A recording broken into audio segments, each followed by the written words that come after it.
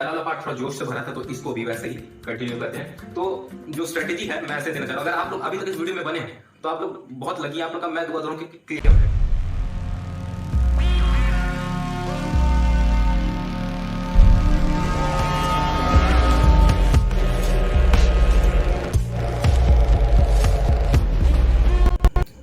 Hello friends, welcome back. My name is Shakti Kumar Singh और मेरे channel पे आप सबका स्वागत है। और आज का हमारा टॉपिक है, जैसा कि आप लोगों ने थंबनेल्स में देख ही लिया है, आज का हमारा टॉपिक है how I cleared CUET in my first attempt. तो जैसा कि आप लोग जान रहे हैं 2024 चल रहा है और इस साल भी CUET के forms up to 15 lakh students ने भरे हैं। और सबका ड्रीम होता है कि अपने ड्रीम कॉलेज में जाए, 12th अपने क्लियर करके अच्छे अच्छे परसेंट लेके हम एक अपने ड्रीम कॉलेज में जाए। मैंने अपने फर्स्ट अटेम्प्ट में BHU main campus, DU south campus and AU Allahabad university main campus clear किया था। ये स्क्रीन पे आप मेरा स्कोर कार्ड चेक कर सकते हैं। अब आगे हम बढ़ते हैं टाइम वेस्ट किए बिना।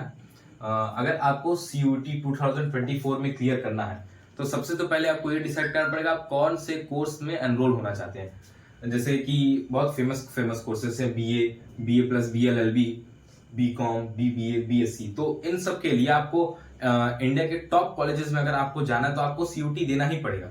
और अगर आप BA के लिए बात करें तो BA के लिए बैचलर ऑफ आर्ट्स के लिए उसमें आप कोई भी सब्जेक्ट चूज कर सकते हैं, हिस्ट्री चूज कर सकते हैं, पोल साइंस चूज कर सकते हैं, इकोनॉमिक्स चूज कर सकते हैं, जो भी आप चूज करें। तो उन सब के लिए आपको ये 2 क्राइटेरिया कंप्लीट करना ही पड़ जाएगा। जनरल टेस्ट तो देना ही देना है, साथ में लैंग्वेज भी देना अगर आपको BA करना है। ओके और कुछ यूनिवर्सिटीज में जैसे DU में तो जनरल टेस्ट एंड लैंग्वेज नहीं उनका मतलब क्राइटेरिया होता है। उसमें तो डायरेक्ट आपका डोमेन होता है, यानी आपको 3 डोमेन देना है, 1 लैंग्वेज देना है। और जैसे मैं अगर मैं खुद BHU का स्टूडेंट हूँ मेन कैंपस का, तो मैंने जनरल टेस्ट एंड लैंग्वेज दिया था। 350 में से मेरा कट ऑफ टोटल 238 आया था और मुझे मेरा सिलेक्शन BA हिस्ट्री ऑनर्स में हुआ है।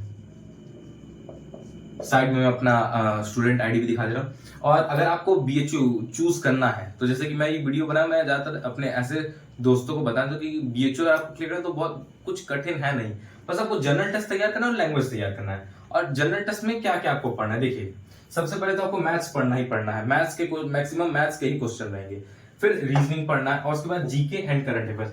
मैथ्स एंड रीजनिंग से तो बहुत लोग घबराए नहीं होंगे, क्योंकि 80 to 90% पॉपुलेशन जो स्टूडेंट्स की वो लोग 12th में PCM, PCMB बायो लेते हैं। ठीक, तो आप लोग को तो मैथ्स, साइंस, इन सब से घबराने की जरूरत है नहीं।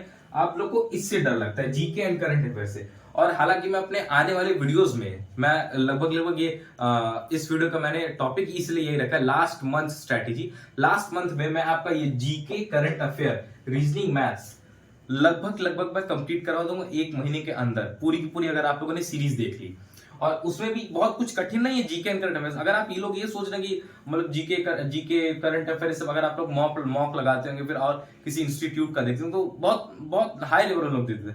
कुछ हाई लेवल मैंने खुद दिया, मैंने फर्स्ट अटेम्प्ट में क्लियर किया मेरी जान। मैंने सिर्फ 3 महीना पढ़ के क्लियर है। मेरे ख्याल से अप्रैल में लास्ट एग्जाम्स हो रहे थे, पिछले साल वाला अप्रैल में मेरा लास्ट एग्जाम था हिस्ट्री का। अब हिस्ट्री का पेपर मैंने दिया और उसके बाद मैंने सिर्फ मैं इलाहाबाद गया था। एक्चुअली मेरे चाचा वहां रहते हैं, वो इलाहाबाद यूनिवर्सिटी में एज अ प्रोफेसर है। तो मैं उनके गया और मेरा जो सबसे वीकेस्ट पॉइंट, जैसे बहुत लोगों का वीक पॉइंट ये होगा, मेरा वीक पॉइंट ये था मैथ्स एंड रीजनिंग। अब मैंने सिर्फ 2 से 2.5 महीना के तैयारी के अंदर मैंने ये दोनों कंप्लीट कर लिया। और जीके और करंट अफेयर्स मेरा अच्छा था क्योंकि मैं ह्यूमैनिटी से था। 12th में मेरा 82.40 परसेंटेज आई थी। तो जीके करंट में मेरा पहले से ही सही था। मैंने बस इस पे फोकस किया जिसके टोटल मैक्सिमम 36 to 37 क्वेश्चंस रहते ही हैं। तब अब टाइम वेस्ट ना करके आगे बढ़ते हैं। अगर आपको GK and current affair complete करना है, अगर आपको मैथ्स कंप्लीट करना है, रीजनिंग कंप्लीट करना है, तो जाहिर सी बात है आपको 10th तक की मैथ्स पढ़नी पड़ जाएगी। प्रॉफिट एंड लॉस पढ़ना पड़ जाएगा, रेशियो पढ़ना पड़ जाएगा, प्रोपोर्शनल पढ़ना पड़ जाएगा, सिंपल इंटरेस्ट पढ़ना पड़ जाएगा। अगर रीजनिंग आपका वीक है तो आप लोग को सीरीज पढ़ना पड़ जाएगा, कैलेंडर पढ़ना पड़ जाएगा, डायरेक्शंस पढ़ना पड़ जाएगा और बहुत सारी चीजें सब पढ़ना पड़ेगा। सब टॉपिक्स मैं आने वाले वीडियो में बता दूंगा। बेसिकली ये video GK and current affair के लिए, क्योंकि उसी से मतलब लोगों की ज्यादातर इन्हीं सब के लिए डिमांड है कि आखिर हम कहां से पढ़ें। तो सबसे पहले मैं जीके के बारे में बताता हूँ। जीके में आपको बहुत कुछ नहीं पढ़ना है। जैसे इंपॉर्टेंट डेज में एनवायरमेंट डे आता है, NRI डे आता है, आर्मी डे आता है, तो ऐसे बहुत सारे डेज आते हैं। तो वो आपको पढ़ना मुश्किल से 30 पढ़ना होगा आपको, 30 to 35 बस। बुक एंड ऑथर, ये very important. Book and author आप लिख के लीजिए, मैंने भी दिया था तो कम से कम 2 क्वेश्चन आए थे बुक एंड ऑथर से। बुक एंड ऑथर आपको पढ़ना ही पढ़ना, आप इससे भाग नहीं सकते। Country, capital, currency. कंट्री हमारा भारत, हमारे इंडिया के कैपिटल है न्यू दिल्ली और इंडिया की करेंसी रुपया। तो ऐसे करके मैक्सिमम आपको साउथ एशिया कंप्लीट कर ही लेना है। साउथ एशिया कंप्लीट कर लेना है। साउथ एशिया में जैसे हमारा जो मान लीजिए एशिया वाला पार्ट है पूरा, ये हमारा इंडिया है, तो इसमें इतने के इतने पूरे देशों को आपको कवर कर ही लेना, क्योंकि साउथ एशिया से ही जाता जाता लोग पूछेंगे और बहुत पूछेंगे। वेस्टर्न वर्ल्ड से पूछ लेंगे, यूएसए की तरफ से पूछ लेंगे, और कहीं से नहीं पूछेंगे। अब आगे बढ़ते हैं, साथ में करेंसी भी पढ़ना है। अब आते हैं ज्योग्राफी वाले सेक्शन। ज्योग्राफी वाले सेक्शन में डैम्स पढ़ना है, माउंटेन्स पढ़ना है, नेशनल पार्क्स पढ़ने हैं, रिवर्स पढ़ने, लेक्स पढ़ने हैं। और इसमें भी ये नहीं कि ऐसे आप डैम पढ़ने जाएंगे तो कुछ कुछ स्टेट्स में तो 15 डैम्स है, तो सारे डैम्स नहीं पढ़ना है। सबसे हाईएस्ट डैम, सबसे पहला जो जो सबसे ओल्डेस्ट डैम है वो, सबसे लॉन्गेस्ट डैम, आर्टिफिशियल डैम, ऐसे करके कुछ कुछ डैम वो सब पढ़ लेना है। और माउंटेन्स में भी सबसे हाईएस्ट पीक्स और सबसे पुरानी रेंज, सबसे लंबी रेंज, ये सब माउंटेन रेंजेस जो होते हैं। ठीक, उसके आगे आपका ये आ गया स्टैटिक पोर्शन, फोक डांसेस। हर एक स्टेट का फोक डांस होता है, हर एक स्टेट का, जैसे असम का बिहू एग्जांपल मैंने दिया। ठीक, तो ये सब पढ़ना। फिर first in India. First in India में आपका मेल भी आ जाते हैं, फीमेल। जैसे फर्स्ट इन इंडिया में मेल फीमेल में, जैसे फर्स्ट इंडिया में मेल में प्राइम मिनिस्टर कौन बना, फीमेल में प्राइम मिनिस्टर कौन बना, गवर्नर कौन बना, सबसे पहले माउंट एवरेस्ट पे किसने चढ़ा, ऐसे करके बहुत से क्वेश्चन इन सब पे बन जाते हैं। तो ये आपका टोटल जीएस और देख लीजिए, बस थोड़ा से 7 से 5 टॉपिक, ज्यादा टॉपिक नहीं है। और मेन बात है करंट अफेयर। करंट अफेयर मैं आपको गारंटी दे रहा हूं कि मैं लास्ट टाइम पे, जब आप लोग के पेपर स्टार्ट होने वाले रहेंगे, मैं उस टाइम पे एक वीडियो में पूरे के पूरे करंट अफेयर्स को कवर कर दूंगा। आप लोग को कहीं जाने की जरूरत नहीं पड़ेगी। और करंट अफेयर ज्यादा नहीं पढ़ना है, अप टू 6 मंथ्स। 6 मंथ्स में भी क्या, अभी जैसे चुनाव होने वाले हैं, हमारे 2024 के इलेक्शन होने वाले हैं, आप लोग भी वोट दीजिएगा। तो हमारे इलेक्शन के बाद जो कैबिनेट डिसाइड होगी, उससे तो जाहिर सी बात क्वेश्चन आएंगे ही आएंगे। ठीक, और ऐसा थोड़ा ना कि हमारा 2020 मतलब ये 2019 के इलेक्शन से जो कैबिनेट चलता आ रहा है, काउंसिल ऑफ मिनिस्टर्स चलते आ रहे हैं, वो सब चेंज ना हो। अब अगर मान लीजिए अगर एनडीए की सरकार आएगी तो नहीं की, अगर इनकी सरकार आएगी तो जाहिर सी बात है कि इसमें बहुत से सारे चेंजेस आएंगे। जयशंकर साहब को कुछ और भी बना सकते हैं, अमित शाह क्या पता प्राइम मिनिस्टर बन जाए, कुछ भी हो सकता है। हालांकि उस पर ना जाए, ध्रुव राठी परेशान है तो मैं क्यों परेशान हूँ। तो और अगर यूपीए की बन गई तो उसमें तो कुछ डिसाइड नहीं हो सकता है कि राहुल जी बन जाए अपने। तो ये सब छोड़िए आगे। तो उसमें बस आपको अप टू 6 मंथ्स के पढ़ने, और ज्यादा कुछ नहीं। और गुरु आप लोग अगर ये सोचेंगे ना कि बहुत हार्ड है सीयूटी, मैं सोचूंगा कि मैं इसका कंपेयर मैं एनडीए से कर लूं, जेई से कर लूं, तो ऐसा कुछ नहीं है।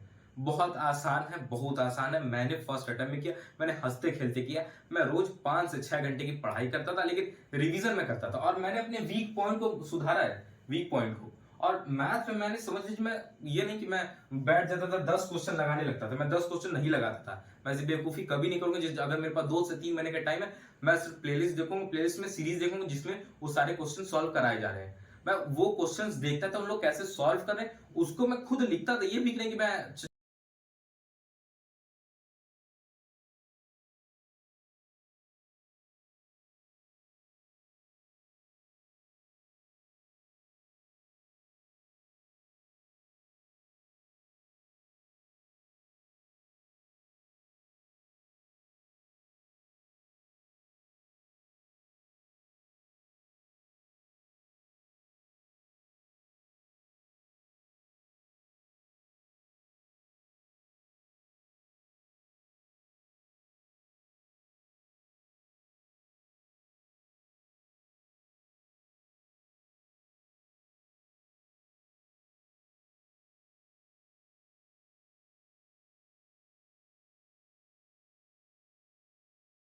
वीडियो के सेकंड पार्ट में हम लोग आते हैं। और पहला वाला पार्ट थोड़ा जोश से भरा था, तो इसको भी वैसे ही कंटिन्यू करते हैं। तो जो स्ट्रेटेजी है मैं ऐसे देना चाह रहा हूं। अगर आप लोग अभी तक इस वीडियो में बने हैं तो आप लोग बहुत लकी हैं। आप लोग का मैं दुआ दे रहा हूं कि क्लियर हो जाएगा सीयूटी। ठीक, मैं कल ही जाके लड्डू चढ़ा दूंगा। हाँ, जो आप जो देख रहे हैं, हाँ तुम्ही को बोल रहा हूँ भाई, तुम्ही को बोल रहा हूँ दीदी, तुम्ही को। हाँ चलो इधर ध्यान दो। अगर आप लोग में से जो वो लोग हैं जिन लोग का मैथ्स और रीजनिंग वीक है मेरी तरह, ठीक, तो वो लोग 5 मई तक, आज से लेके जब मैं जिस दिन मैं वीडियो पोस्ट कर रहा हूं, मान लीजिए 15 तारीख है, तो 15 अप्रैल से लेके 5 मई तक इतना आप लोग के लिए इनफ है। इतने दिन में आप लोग को मैथ्स एंड रीजनिंग कंप्लीट करना ही करना है, एकदम लिख के ले लीजिए। आइसोलेट हो जाओ घर में, कहीं मत जाओ। शादी है, शादी छोड़ दो, शादी का सीजन चल नहीं रहा है, बाहर घूमना बंद कर दो। लड़के लोगों को बाल छिलवा लो, अगर बाद में तुम लोग कॉलेज ले लोगे तो बाल तो आ जाएगा। लड़की लोगों तो ये जो उड़ाती है ये सब उड़ाओ मत, मेकअप करना बंद कर दो।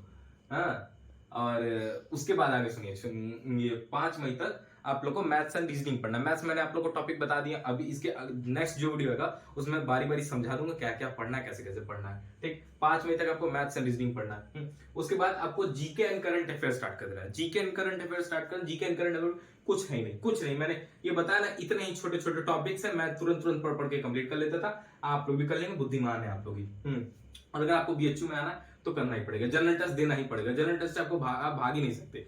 मेरा 250 में से मेरे ख्याल से मतलब एग्जैक्टली मुझे नहीं याद आ रहा है अभी, मैं देख के बता दूंगा आपको। कुछ मतलब इतना मेरा ठीक ठाक आ गया था जनरल टेस्ट में। मैं जनरल टेस्ट से भागा नहीं था, मैं मैथ्स बहुत डरता था। ठीक, अब 5 मई तक आप लोग मैथ्स कंप्लीट करें। उसके बाद जीके एंड करंट अफेयर, मान लीजिए 15 मई को आप लोग का एग्जाम है।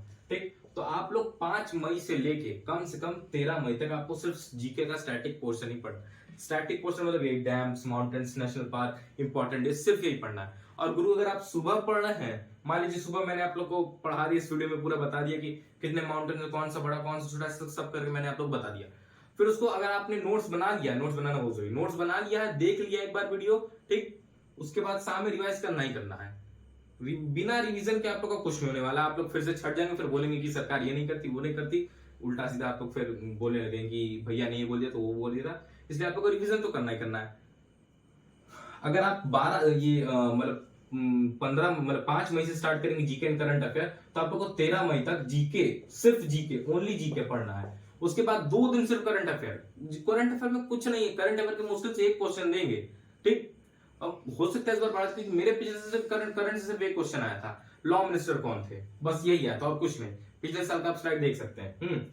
और उसके बाद आप 2 दिन वो पढ़ेंगे। 15 तारीख को एग्जाम, मस्त 15 तारीख को आप लोग पूरा जो नोट्स बना रिवीजन करके जाइए। मैं जब 10 दिन बाकी रहेगा, मैं रोज अपने तरफ से बना के एक पीडीएफ अपलोड करूंगा, वो आप लोग को देखना। उसके बाद जो ये हो गया जिन लोग का मैथ्स वीक है, अब आगे जिन लोग का जीके एंड करंट अफेयर, इसके मैक्सिमम लोग होते हैं, तो जिनका GK and current affair weak है उन लोग को आज ही से पढ़ना चालू करें। क्योंकि अगर आप लोग वीक है तो आप लोग जाहिर सी बात है आप लोग साइंस वाले हैं, साइंस वालों को ये सब याद ही नहीं होता है। उन लोग के ऐसे दिमाग के उससे ऊपर से जाता है, बुरा मत मानना। और कॉमर्स वाले तो बीच में आते हैं वैसे। तो 15 तारीख से आप लोग को 1 मई तक पढ़ना ही पढ़ना है जीके। जीके से आपको भाग जीके पढ़ना। उसके बाद करंट अफेयर अभी नहीं पढ़ना। करंट अफेयर मैंने जैसे बता दी, लास्ट के 2 दिन बते रहेंगे, उस दिन जिस दिन जनरल टेस्ट का एग्जाम उससे 2 दिन पहले, ठीक, ताकि रिवीजन हो जाए। उसके बाद 1 तारीख से लेकर 15 तारीख तक मैथ्स एंड रीजनिंग पढ़ना है। सॉरी, मैं यहाँ पे रीजनिंग भूल गया, तो मैथ्स एंड रीजनिंग पढ़ना है। बस इतना आपको करना। अगर आप डिसिप्लिन से फॉलो कर लिया और अगर आपके अंदर पोटेंशियल है तो मैं लिख के दे रहा हूं, आप लोग का सिलेक्शन होने से कोई नहीं रोक सकता। आप लोग रैंक ले आएंगे। मेरी बीएचयू में आई थिंक 11 and 41 रैंक आई थी, 1141। तो मैं अपने जब मैं नया गया था बीएचयू में, तो मेरे बहुत से दोस्त बने थे। मैं लोगों को बता, मतलब कोई मुझसे पूछता था कि भाई आपकी रैंक क्या आई, भाई आपकी कितनी रैंक आई, तो मैं उन लोगों को बताने से शर्माता था कि यार 1100 उतनी कुछ रैंक आई, चलो मैं रफली मेरी 1200 रैंक आई। मैं कैसे बताऊंगा लोगों की मेरी रैंक 1200 आई है। तो मेरे अगल बगल कुछ लोग बताते थे नहीं भाई मेरी तो 3000 आई, मेरी तो 3500 आई है, मेरी 4000 आई। ऐसे करते करते लोग बताते थे कि मेरी इतनी रैंक आई। तब मैं अपने आप के खोला कि अच्छा, लोगों की इतनी बेकार रैंक आई है, खुश हैं। तो मेरी तो हालांकि 1100 इतनी रैंक आई थी। और 5 लाख लोगों, 5 लाख स्टूडेंट्स ने टोटल पिछले साल बीएचयू का रजिस्ट्रेशन किया था, उसमें मेरी रैंक इतनी थी। तो अगर आप लोग मेरी गाइडेंस से पढ़ेंगे, ये वैसे एक नॉर्मली स्ट्रेटेजिकल वीडियो था कि आप लोग को पहले एक रास्ता दिखा देना है कि आप लोग को इस रास्ते पे चलना है। बिना आप लोग प्लानिंग के चलेंगे तो कुछ नहीं हो पाएगा। 10 साल भी छुट्टी दे तो नहीं होने वाला है। और प्लानिंग से तभी हो पाएगा। स्ट्रेटेजी, मैथ्स वीक है तो पहले पहले जीके वीक है तो पहले ये जीके कंप्लीट कर लेना है। मैथ्स वीक है तो पहले ये मैथ्स कंप्लीट कर लेना है, ताकि लास्ट में जो आप लोग, क्योंकि जो वीकर सेक्शन लोगों की यही तो बड़ी गलती है, जो आपका वीक सेक्शन है पहले आप लोग उसको कंप्लीट करिए। जो आप लोग जानते हैं, जैसे आप लोग मैथ्स बहुत अच्छे, तो मैथ्स तरफ मत भाग जाओ, तो ये बेकार चीज है। ठीक, अब ये आप लोगों ने पूरा देख लिया। अब आने वाले वीडियो में मैं आपको इससे जीके से स्टार्ट करूंगा, इंपॉर्टेंट डेज वगैरह वगैरह जो भी है आने वाले वीडियो में हम लोग देखेंगे। और आपको मेरा ये स्ट्रेटेजी अगर अच्छा लगा हो, क्योंकि मैंने तो सीओटी मैंने सिर्फ ऐसे ही क्लियर किया है, मैंने कोई बहुत ऐसा नहीं कि साम दाम दंड भेद, मैंने कुछ ऐसा नहीं यूज किया है। और मेरे बहुत से दोस्त जिन लोग अभी तक नहीं हुआ, वो लोग अभी भी तैयारी कर रहे हैं। वो लोग ऐसा नहीं कि वो लोग मतलब अच्छी तरह नहीं, वो लोग भी बहुत अच्छी तरीके साइंस फील्ड से, उन लोग के भी अच्छे अच्छे नंबर आए। लेकिन जैसे एक होता ना एक्सपीरियंस, एक्चुअली मैं जब क्लास 10th में था तभी से मैं कॉम्पिटिटिव लेवल की तैयारी करना चालू कर दिया था, एसएससी लेवल की। तो मेरे पास एक हल्का रफली आइडिया है कि अगर आपको वो चीज अचीव करना है तो आपको कौन से रास्ते से जाना पड़ेगा। आपके पास ये वाला रास्ता भी है, ये वाला रास्ता भी है। तो हम लोग डिस्प्लेसमेंट चूज करेंगे, डिस्टेंस थोड़ा चूज करेंगे। मैंने भी 9th में फिजिक्स पढ़ा है, डिस्प्लेसमेंट चूज करेंगे। तब आज का वीडियो हम लोग यहीं खत्म करते हैं। आने वाले वीडियो में मैं सारे टॉपिक्स पढ़ाऊंगा आप लोग को।